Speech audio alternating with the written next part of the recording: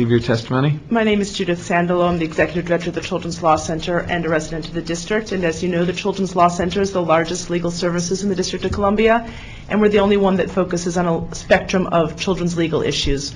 We serve 1,200 children and families a year, with the majority of them either being children in the foster care system or their caregivers.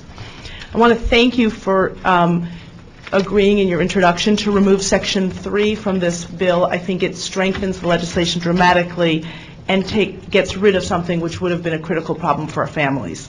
I would like to raise a couple of other concerns and make some suggestions about how to fix them. My written testimony goes into more detail on all of these issues, and I also provide some proposed redlined language.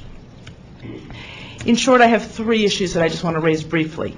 One is that we would ask the council to put this bill on the same timeline as the differential response language. You're going to hear testimony, and I know that you talked about it in your introduction, that Minnesota, which has been very successful with this, has differential response, and that I think the two work hand in hand to make sure that we are actually solving the underlying problem rather than creating a punitive system.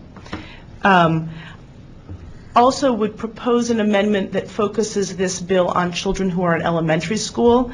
As you know very well, the research is clear that positive effects of intervention diminish as a child gets older. So we would urge you to adopt an amendment which makes this applicable to children over 5 and who are in elementary school. So whatever age, but that it not apply to children who are in middle school. And then the third concern I wanted to raise was how to handle the increase of calls to Child Protective Services. I think you are quite rightly identifying that we should not bury our head in the sand when there's a problem, but I did want to acknowledge that there may be quite a number, potentially thousands, of additional calls to the hotline, and simply to raise the issue that we're going to need to find funding for that, and to flag that we wouldn't want to implement this without making sure that we don't overwhelm the hotline without additional resources.